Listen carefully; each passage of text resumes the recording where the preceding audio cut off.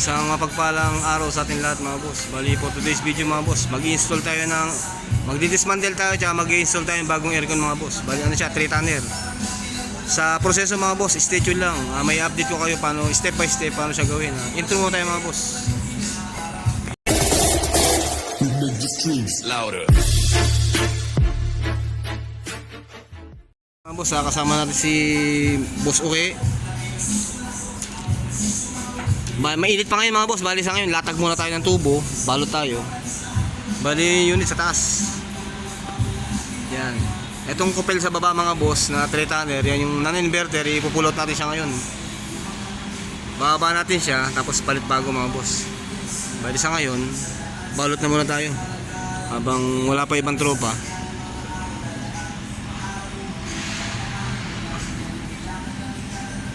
Balot mo tayo ng tubo mga boss. Bali ito yung tubo natin gamit mga boss. Ano yan? Yung 3-port natin, ito yung suction niya mga boss. Suction line niya, 3-port. Tapos yung discharge niya, 3/8. Yan mga boss. Bali yan siya, 0.28 yung thickness niya. Kaya ready na rin siya sa pang inverter. Ang ikakabit natin dyan mga boss, ano siya, non-inverter pa rin. Inverter grade. 410 na yung preyon niya. Kesa sa naunang R22 mga boss, malangis na masyado yung tubo niya. Hindi masyado maganda lumamig. Stay tuned mga boss, i-update ko kayo sa susunod pang step by step mga boss. Stay tuned lang. Bali mga boss, sa proseso, yung mga dugtungan ito. Yan, lalagyan natin ng aerotape yung mga boss para yung dugtungan niya magkakaroon ng sakal bago natin siya ibalot. Yan, lahat ng sumpungan niya. Lalagyan natin siya ng aerotape ito. Bago natin siya ibabalot ng polyethylene tape mga boss. Pagka sakal na siya, yun, pwede siya i-deploy mga boss. Yan. Bali doon dumadaan yung refrigerant niya mga boss. Ito yung indoor niya, baba. Yan mga boss, ito yung indoor unit niya.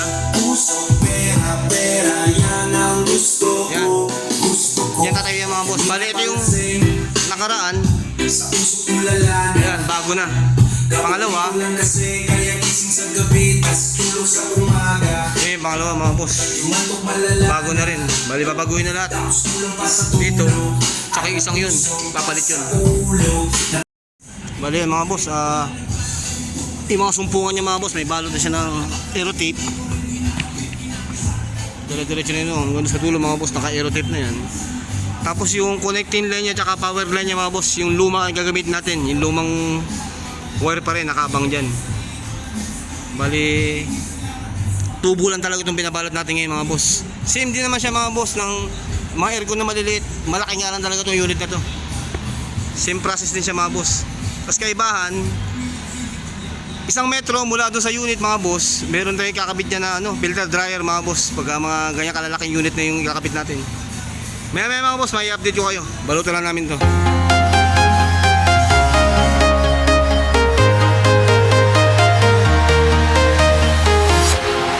Walking alone, the streets are empty.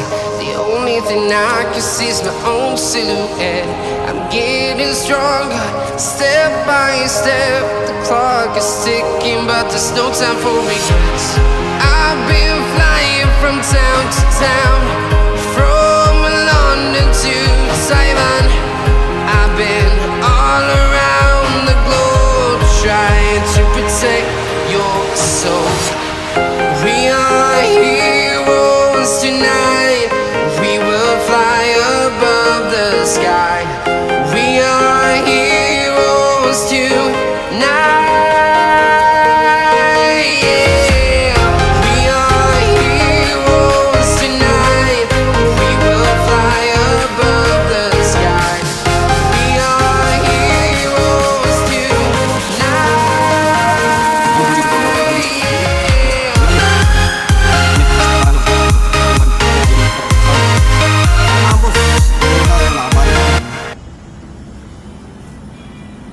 I-deploy na natin mamaya dyan mga boss. Pagbaba na nun, sobrang tirig lang ng araw ngayon.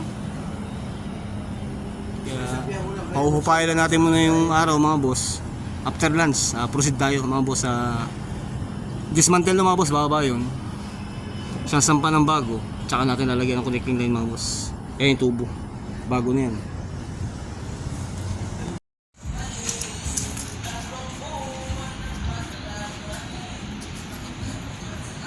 Yan mga boss, isasampa na natin siya. Para pagsampa niya, siyang baba natin na isa mga boss, yung luma. Yan, baba natin yung lumang yan.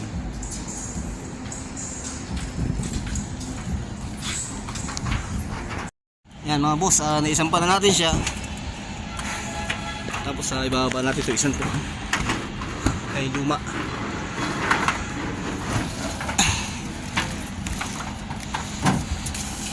Bali ilan tayo, 4 lang tayo. Si Master Book, si Ryan, si Sir Bong, tsaka ako. May raraos natin kay mga boss. Pagka okay na siya mga boss, may kakakasan na natin itong bago. Paano yung luma? Sa tubing tayo mga boss po proceed. Ano yung mangyari, magiging ganito na rin siya. Ito, bago na rin ito eh. Ito yung nasa gitna eh. Ito yung old model talaga na kupil. Bababa na natin yan.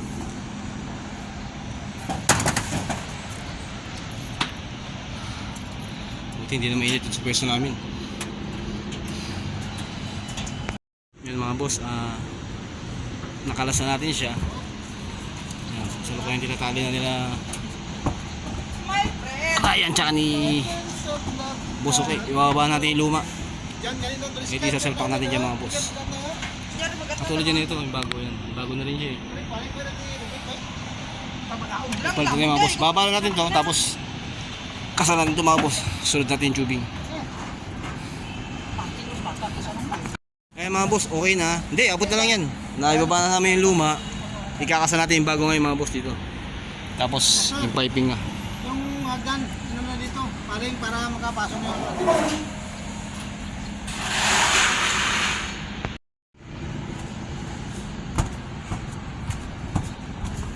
Di lang, di no. Sige, Bok. Dahan-dahan lang. Sige, hinihintay ko yung atak niya eh. Sige.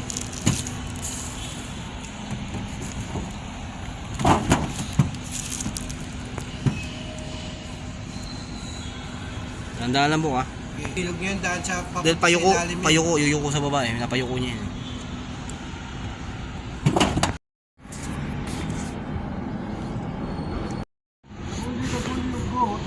Yan mga boss, bali naka-position yung tubo, yung bago. Ito yung outdoor kakasanan natin.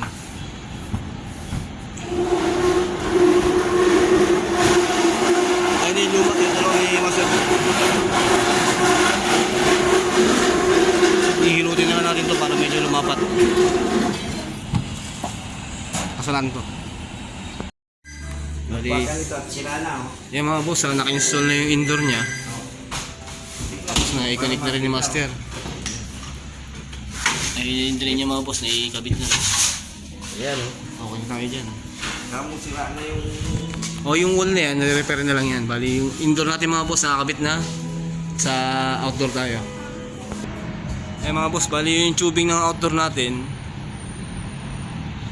nakakonect na rin yan. Niligtas na ni Master ka kanina, kaya akit natin. Eh mga boss, bali dyan ang galing. Hindi na natin na-event na maganda-ganda tulad nito. Kasi tawag dito 3/8 mga boss. Ay 3/8, 3/4 yung tubo niya, napakakapal.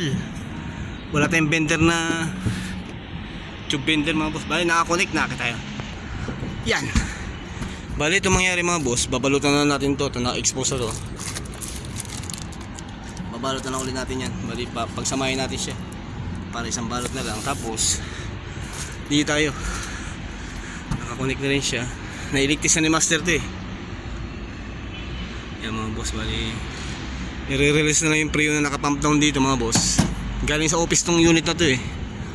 Nirelocate lang dito. May pagkakompleto na yung ginagawa ni Master sa baba, re-release na natin yung refrigerant dito mga boss. Operated na si aircon mga boss. Okay na tayo dyan. Nangyari, dismantle mga boss. Balikan nyo na yung video sa una. Dismantle natin yung luma, pinalitan natin bago mga boss. Init.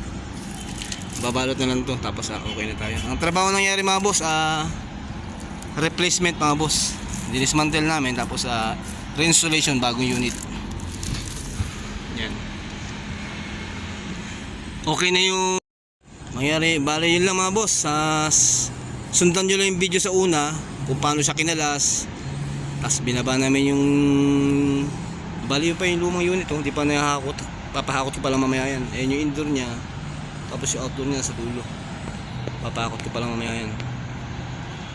Sundan nyo lang yung video sa simula mga boss hanggang sa matapos. Magkakaroon kayo ng idea mga boss kung paano yung pag-dismantle ng luma at pagpalit ng bago. Yung mamamaraan mga boss, wala rin naman pinag-iba. Yung maliit na aircon, conditioning unit, tsaka geto kalaking 3 tonner mga boss. Meron pa isa yan, 5 tonner, mas malaki-laki yun. Hanggang sa muli mga boss, sana nakapagbigay ng tips and ideas. Ingat po tayo palagi mga boss. Pag may pagkakataon, share natin yung iba pang video. Ingat tayo palagi mga boss. God bless sa atin lahat.